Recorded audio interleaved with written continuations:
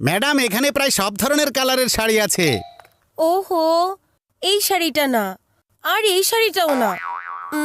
অন্য কোনো শাড়ি জি, দেখান। এখনই দেখাচ্ছি। এই যে এটা দেখুন। অন্য একটা দেখান না। ম্যাডাম, এই শাড়িটা দেখুন, এটা একদম লেটেস্ট। ইয়েস, এটাই তো খুঁজছিলাম। শেষমেশ এটা পেয়েই গেছি। এই ডিজাইনার শাড়িটাই মিস জুলির লেডিস ফাংশনে এই শাড়িটাই হচ্ছে ড্রেস কোড। এখন ফাংশনে সবার নজর শুধু আমার উপরেই থাকবে। আপনার নজরের প্রশংসা না করে পারলাম না ম্যাডাম। যে শাড়িটা আপনার হাতে লেগেছে এটাই কিন্তু এই ডিজাইনের লাস্ট পিস, আর সামনের লট কিন্তু 3-4 মাস পরে এখানে আসবে। আরে ভাই, আপনার দোকানের কথা আর কি বলবো। সারা শহর খুঁজে ফেলেছি, কিন্তু এই শাড়িটা শুধুমাত্র আপনার দোকানে এসেই পেয়েছি। জলদি চলো মা, তা না হলে ওই ব্লু হেডফোন অন্য কেউ এসে নিয়ে যাবে। তোমার হেডফোনের আগে আমার ক্রিকেট হেলমেট আসবে। হেডফোন তো শুধু সাউন্ডের জন্য হয়, কিন্তু হেলমেট ব্যাটসম্যানকে সেফ এন্ড সাউন্ড রাখে। চলো মা, আগে আমার হেডফোন।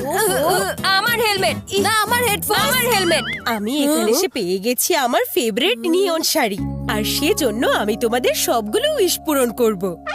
যাও, যার যার পছন্দের জিনিসগুলো নিয়ে এসো। ইয়ে, থ্যাংক ইউ মা। থ্যাংক ইউ মা।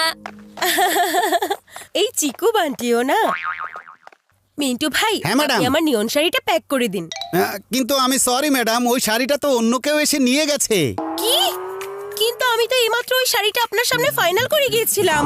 ম্যাডাম, আমাকে মাফ করবেন, কিন্তু আপনি তো আসলে সেমিফাইনালে ময়দান ছেড়ে চলে গেলেন।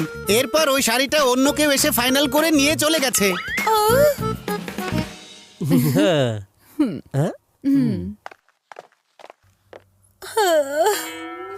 মা, মা দেখো, এই যে আমার হেডফোন। আর এই হচ্ছে আমার ক্রিকেট হেলমেট। তোমাদের দুজনের কারণে আমার ফেভারিট নিয়ন শাড়িটা আমার হাত থেকে ছুটে গেছে, তাই এখন তোমরাও আর কিছু চাইতে আসবে না। কিন্তু মা, আমি কোনো কিন্তু শুনতে চাই না। এই নিয়ন শাড়িটা ছাড়া আমি লেডিস ফাংশনে যেতে পারবো না। হ্যাঁ গীতা, হ্যাঁ হ্যাঁ, আমি তো শাড়িটাই খুঁজছিলাম।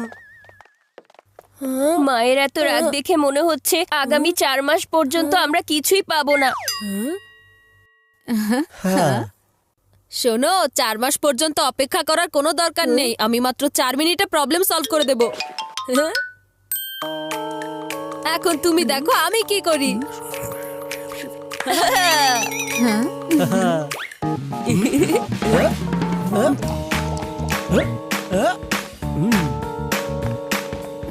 আমার উপরে এই শাড়িটা কেমন লাগছে বলো না?